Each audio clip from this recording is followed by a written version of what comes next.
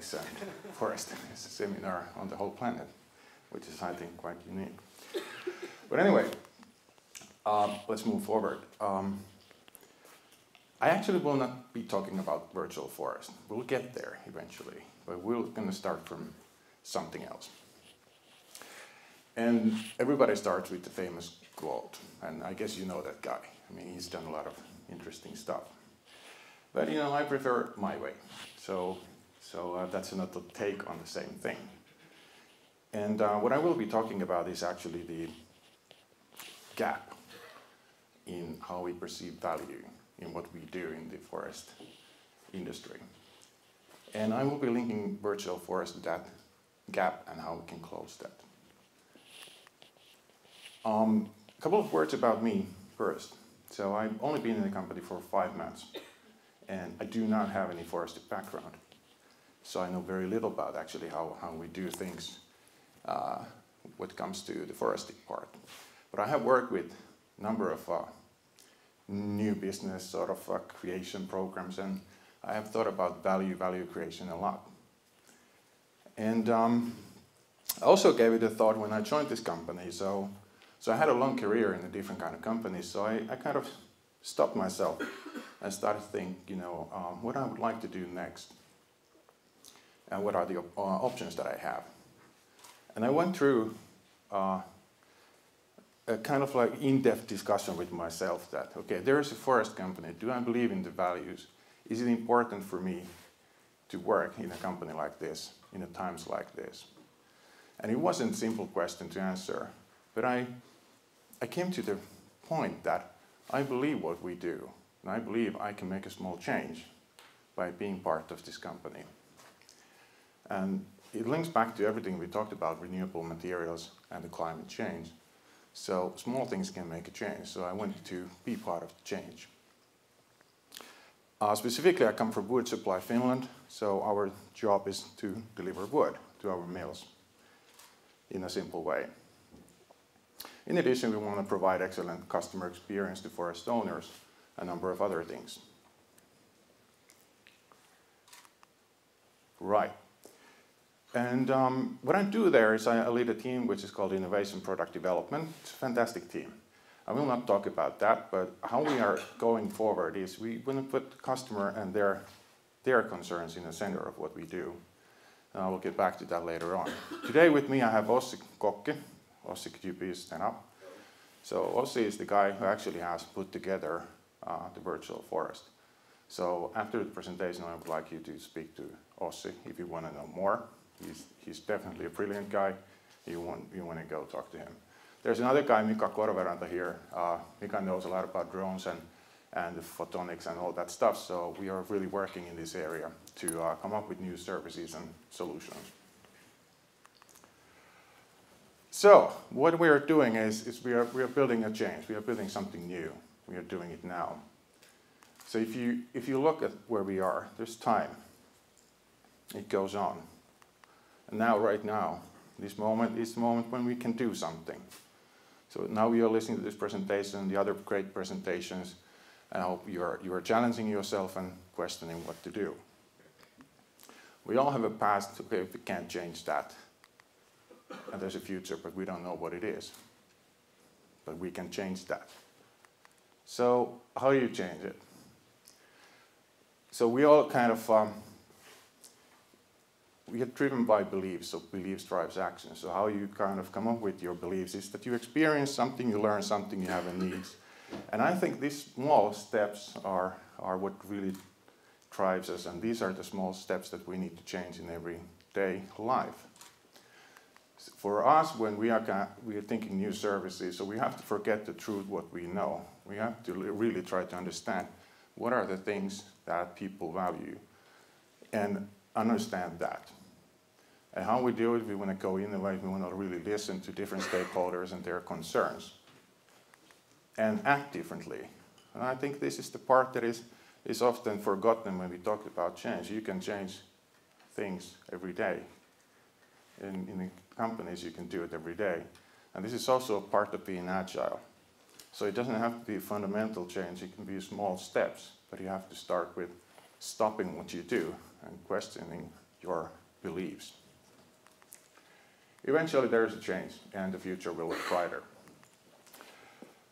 And the background for the virtual forest is, and I think you all know this, that in Finland we have somewhat 600,000 private forest owners. The average age is close to 63, 62, it depends on the source.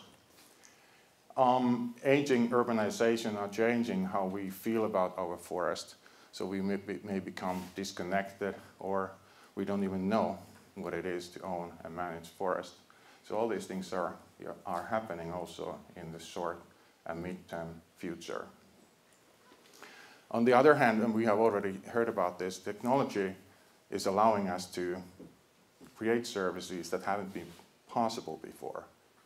So it's a combination of different sensory data, analytics, but it still requires people who can apply these technologies in a smart way. And in order to apply these in a smart way, you really have to understand what's the value for different parts in the ecosystem. But this is possible now. So, about value. If you look at our industry in a broader sense, this picture in a way tries to give you the idea. So it's really about people, us. It's not about technology. It's about the value we perceive. And when you work with forest, you own forest, you operate in the forest, you produce end products that are aimed for consumers, there's always value involved. And there are different types of values, and this makes it somewhat complex. So there is a functional value of everything. If you buy a car, you compare bang for the buck. So you want to get the best car. In a similar way, if you're selling wood or if you're producing something out of, you need to understand the functional value. There's a social value in it. So if you would buy a car, if you would buy a Rolls Royce or Bentley, that would have a social value, something that neighbor doesn't have. But if you look at forest ownership, you can find similar things. It has a social value. Or emotional value, that's clear. I mean, if you go out and look at the scenery out there, it's really mind-blowing. And you could go on. The epistemic value is actually a new value of new, kind of like new iPhone that would have a value of epistemic.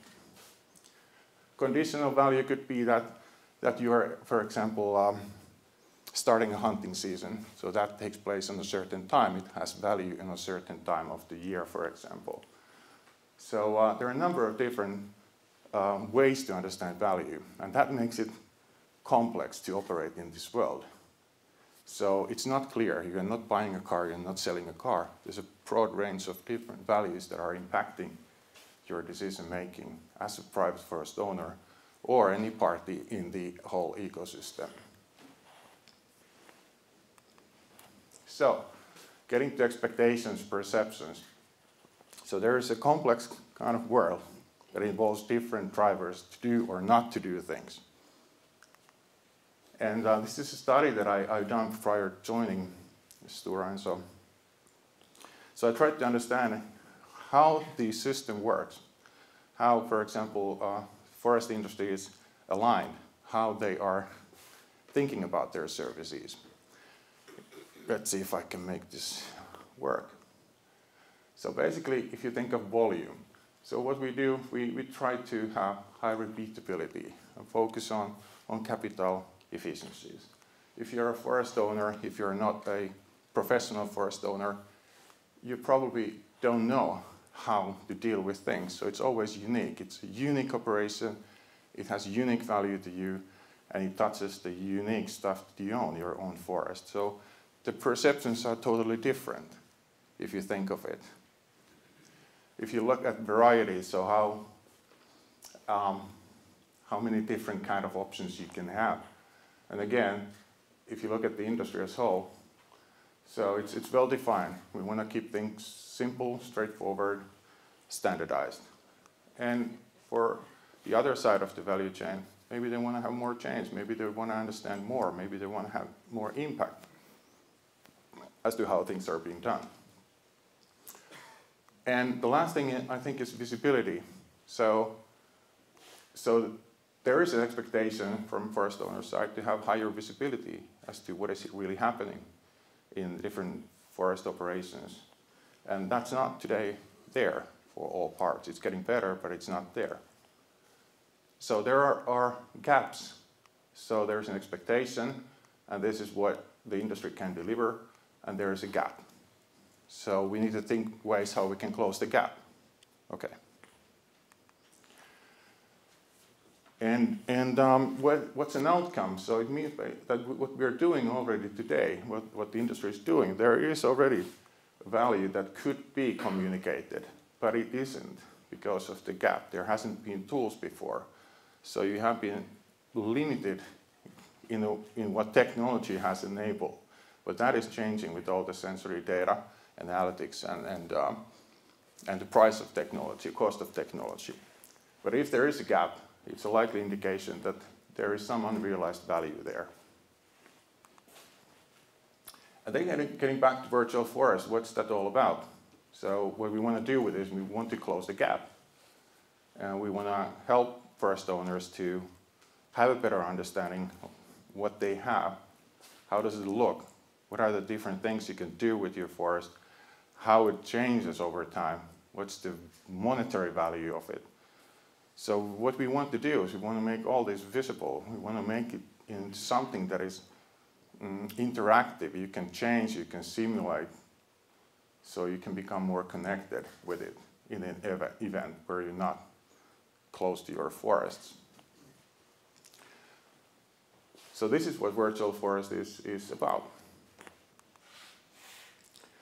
And what it is, I think we can talk more about that after the presentation, but it is a 3D technology. It's based on the forest data, the open forest data, which I think is a great thing. It's a great thing about the forest industry that there's a lot of open data available. I think it's a key to accelerating innovation. So we are enriching the publicly available forest data with our own data, with different land use models, elevation models, near real time, so that we can construct the digital twin of the forest.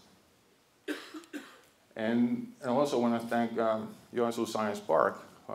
They were here helping us to start this project, and I think Timo is here, one of the guys who actually was with us when we started, but you don't have to stand up. He's hiding there. He's really is a real person right there. So this is where we are, and I am going to show you a video. And when I show the video, I want you to think what it means. So there is a quotation that every seed contains a tree.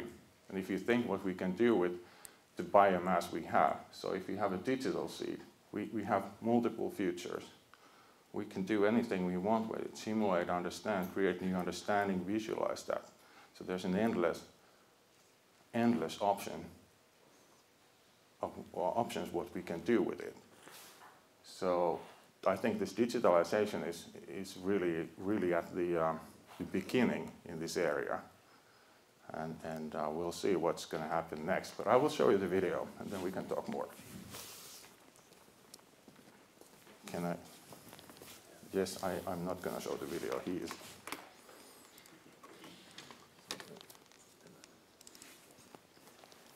So if you imagine,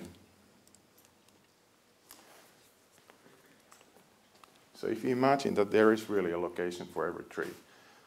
Maybe we're not there yet, maybe nobody is, but imagine there were a location and volumetrics of every tree, what it would allow.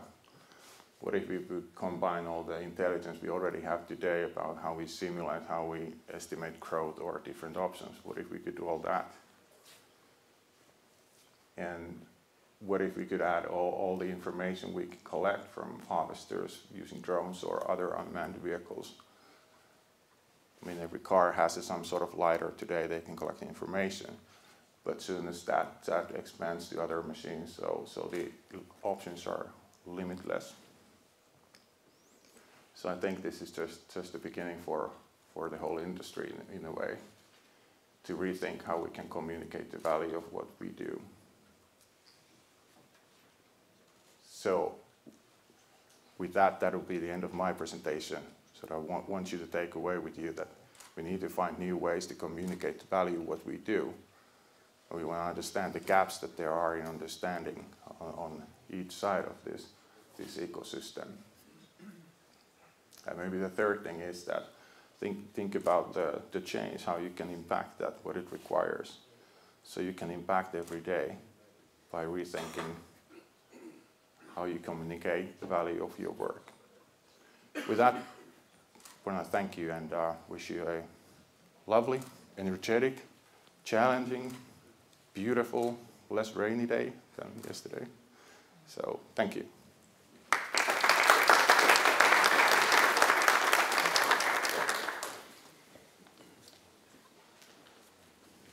Thank you very much, Jussi. So now it's time for questions. So who will start the first question? So typically, I just want to point out to you that typically this event is that there is a lot of questions. So I'm really surprised at why there is normally a lot of questions. So please wake up. All right, and do not say that it's because the presenters. I mean, please do not say that. No. I just want to encourage them. They need a little bit encouragement. Yeah, any question is good. I promise I'll answer. No one else is asking. So that Timo Lindhi. So that really looked very interesting. And will it be reality that I can, for example, plant to put the new trees and the cuttings will happen in this kind of virtual world? When that is reality? So let me just so I got it right. So are you asking when you can see what is actually happening when there is a harvester felling the trees and not necessarily or planting but planning. If I'm I'm living in the Helsinki and forest somewhere, I can really do the virtual planning that I want more trees in this area and I want cuttings in this area. But, okay. When that is reality. When that is reality, do you want to also comment on that? What we can do and what will be done, or? Okay, if we are talking about technology point of view, the virtual forest is based on the forestry data, and we utilize, as Jussi said, the public data from Metsä.fi service, and in any time we make the changes in the backend system, meaning that we make the simulation in the future activities. Those can be seen in the virtual forest at the same time, in the next world. But currently we are not building the functionalities in this first version, the functionalities to make the actions inside the virtual forest. But it will be the next step. That was a fantastic question. That was also the only question so far. Would anybody there? Best so far.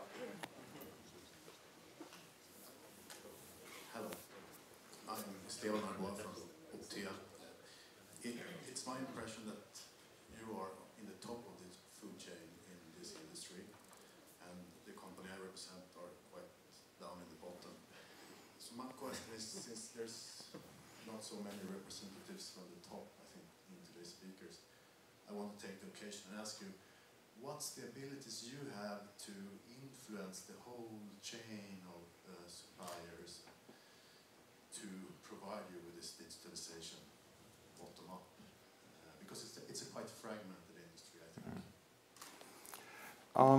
Okay, now coming from someone who is really not coming from the forest industry, what I can say, I think I started by saying it, that I'm actually impressed at how well we have been able to collect data in Finland of our forests. And the other thing is, which I think is fantastic, that it's openly available. So you can do a lot with that base data, and I think that's exactly what we should be doing. I don't know if that answers to your question, but then the other observation is that of course you could do more when it comes to collecting different sensory data. And I'm pretty sure that all players in this industry are investigating and doing experiments where they're trying to combine, for example, satellite data with drone data or ground truth data. So I think there are attempts to enrich the base data that we can get from the open forest data platform that is provided by government here. But I'm not sure if I captured really the essence of your question. But I was thinking more in general terms, in digitalization, not related to virtual forest, but in general, digitalization is a broad concept. And you have suppliers all from companies that are delivering screws and bolts to data to diesel to how can you push down this thinking of digitalization throughout this whole chain? How can you? That is a question I ask myself every morning, and the only thing what I can do is I can try to stop people doing what they do and ask them why we are doing this. That's the way out. There's no other way. So you have to ask the right questions, and you have to also be smart in a way that if you want to change how people think, it takes time. You can't taught them, you can't force them to, well, maybe in a corporate world you can persuade people to change. But eventually, if you want to impact, you have to start with the people with whom you work with. And that is what I was trying to explain, that it takes time, but we all can take a step every day. So by asking questions and experimenting things, you have to do things, then you learn, and then you can decide whether it makes sense or not. Then it is really broad question that what can we do with the whole value chain? I don't know, that's probably something that I can't answer. So it's really a broad set of things. So I think there's a lot of maturity here and there. So again, it's an area where there's a lot room for, what's the positive word? Development potential, that's the positive word that one should use. And then I could add a buzzword, which is of course blockchain, which will change everything that artificial intelligence doesn't and photonics doesn't. So add a blockchain to the equation, then you have a solution maybe one day. Yeah. Yes, I just wanted to ask, how do you see the value of the forest visualization to the timber grower or wood supplier to you? And how do you see the value to you as a company? I have to go back to the time when I wasn't working for Stora, and I tried to understand where there are gaps. You know, I read a lot of studies. I think this is interesting business. I think there are 170 studies, kind of academically proven studies, made out of forest ownership in the whole planet, different kind of. Then I tried to understand how the industry has positioned themselves. So one thing, and of course there are a lot of other research companies who are providing information. But what I felt was that there is anyway a disconnect that will take place. The people are detached from their forest ownership, and it has value. So whether this is the only way or the right way to help them to connect, I don't know. But we should do everything that we can in order to help people to understand the value of their forest. And it doesn't have to be always an economical value. It can just simply be a way to see what I have without driving to northern part of country or eastern or western. So, and I hope that the value that people see is that when they can see the changes, they can better understand what are the impacts of not doing something or doing something. And I'm a visual human being. I think most of us are. We are all human beings, so we like to see things. Seeing is believing. It's a funny word, but in many cases it's the truth. So I don't think there's no magic trick here, but I think it's just providing ways for people to come connected with what they have. That's the best answer I can give. Any other questions? Because I have one question related to photonics, of course. Oh, good. Now I'm going to run out. So Please close the door. Yes. So what kind of technology you are waiting for from the photonics so that this virtual forestry is going to in general way? I need to thank you for that question. Thank you. And that was the thing I forgot to say, that I looked at who everybody's participating here, and I looked at the agendas of the other speakers, and I was scared, honestly, because there was so much knowledge. So I thought, why am I going there? I mean, they know better. I mean, I should stay home. That's what my wife told me also, that don't go. They will eat you alive. But you haven't. You have been asleep. That's good. But anyway, so what I would like to have, just really from personal view, I think number of technologies are moving forward quickly. So they are getting better. We are getting more accurate information. We are, if you look at satellites, the price of having high frequency radar information is going down. And I think same goes with the multispectral or hyperspectral information. And I think lighter the prices are going down. They haven't done that so much yet, but I think eventually it will go down, and you will see a lot more of those. But I think what kind of is a challenge, it's a similar way as an artificial intelligence, that it isn't so intelligent, so we need people who can put the pieces together to really make it intelligent.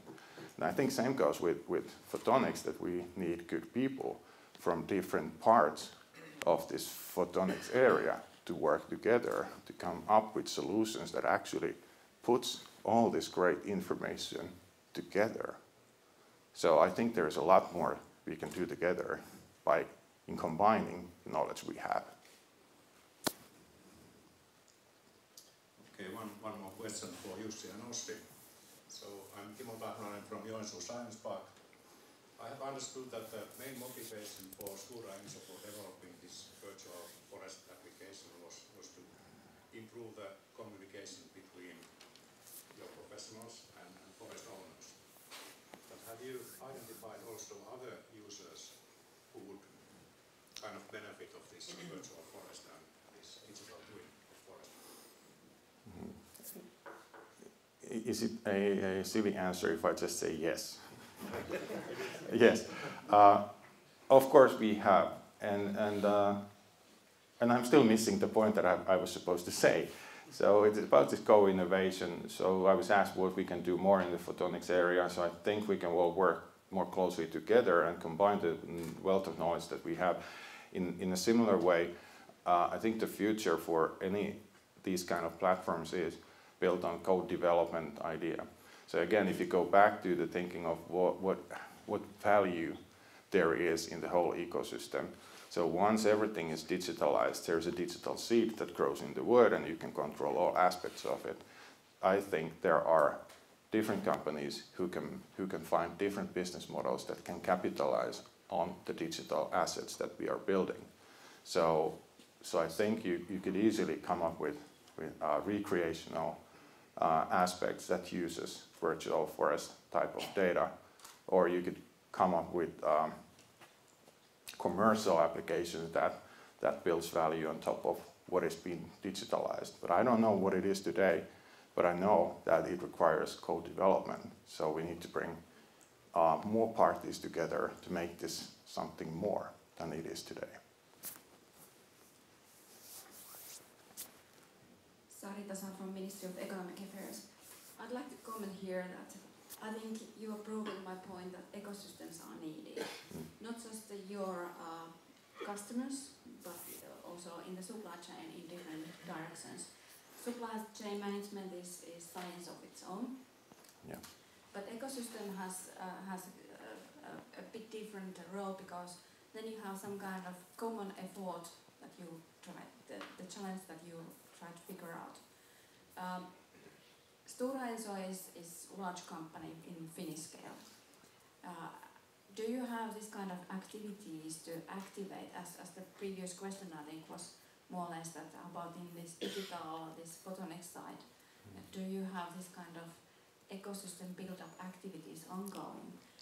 And do you see that it could be company-driven, or do you believe that the driver's seat for that should be somewhere else? That is a really good question, and And there are at least two answers. There's part of me that thinks that once everything is digitalized, we should have a lot of parties building on top of that. Okay, the other side of me thinks that every company has their core values that they want, not core values, but they have their core value chains that they need to improve and make better. So I think there is, in a way, there are different interests, but they build on the same data. So I don't think, what I think is, let's use a positive way, so I think there is a mutual interest that is sort of parallel, but not necessarily the same. Okay, so that's the best answer I can give. There was another question too, or? Yeah, is Stora Enso activated? So what we have done, I think we got an award of being most startup-friendly company in Finland. Hey, you can clap. How is that? It doesn't work. It never works in a Finnish audience. You try to do something funny and people say, okay, I'm just going to look at my cell phone and go. Yeah. But anyway, we got the award. So we have been working with startups a lot. And if you find Mika somewhere there, I think Mika can also talk about what we have done in this area. But we have learned a lot, and we have looked all different kind of technologies, really what they can do, and tried to understand what makes commercial sense, and where the accuracy of the information is good enough so that people can trust the data. That is what we have done. And we have discussions, of course, with a variety of companies who are working in this area. Some of them might be even here. So we are working on this area. But somehow I think that we are still here, and what's possible is still far away. Early steps, good steps. Maybe some wrong steps, but anyway, good steps as well. Thank you. Any other questions? Yes, one yes. from EFI. It's just a comment, an indirect question to you is a comment to Timo's question, because I think this is a really good one. I could imagine some end users of this virtual forest tool, and one of them would be the Brussels-based policymakers, because I have really noticed that for them it's very difficult sometimes to imagine the implications of forest management into forest. They lack the understanding of the dynamics of forest systems and how forest management can be sustainable. So I think this tool could be really interesting for many of the bureaucrats, civil servants working in Brussels from different DGs. I think this will be very illustrative. I could not agree more. That's, I had a similar presentation in this year, July, in US, and there were a lot of forest companies there, and there were different parties representing the federal and different lobbying organizations. US is full of lobbying organizations, normal there. I don't know what it means, but they were all driving the sort of forest-related topics forward. And I had the same presentation there, and they had the same question. So there is a group of people who are in the need to know, but it's difficult for them to actually know and see and feel what it is. So this similar topic came up. Yes, I'm Stefan Hamalainen. I'm from the Finnish Forest Center. What's your experience of the quality of the open forest data, and any ideas to improve it? Ossi probably has, or Mika. So, but yeah. Is better, I think. Yeah, is Mika here? Much more with this data. Are you here, or are you hiding? Yes, there you are. Do you want to comment, or? Yeah, we have some geometry issues with the data, so yeah, we can discuss later on about the improvement. But there is some needs. There is always some needs, so it's good. It's not perfect, but I don't think it ever will be. And I also think that it even shouldn't be, because nature isn't perfect either. I think somehow we need to find a level which is good enough. So if it's 96% good data, is it good enough? That's a question we all need to ask also in the future. Just a short comment. Yes. It means that you have to use the right technology to collect that data, then you can get that accurate data, but not with the toys as we are using today. Yeah, I think you're right in a way, toys, but it goes back to what I think what we discussed earlier, that maybe it's never going to be so that there's one technology that solves all the use cases that we need to have an answer to. So if it's tree health, or if it's volumetrics, or if it's something else. So my guess would be that we need multiple technologies, and I think we need also multiple ways to collect it in order to have high enough frequency in the updates. So that's why I said I think we are right about here, but I think the future is still a few years ahead, maybe 5, maybe 6. One more question. It's Tim Koldakov from FP Innovations. Curious if you have a temporal component to the virtual forest, in that what you're showing is relative to today, and whether you have the ability to forecast growth in yield, changes, harvesting, silviculture, etc.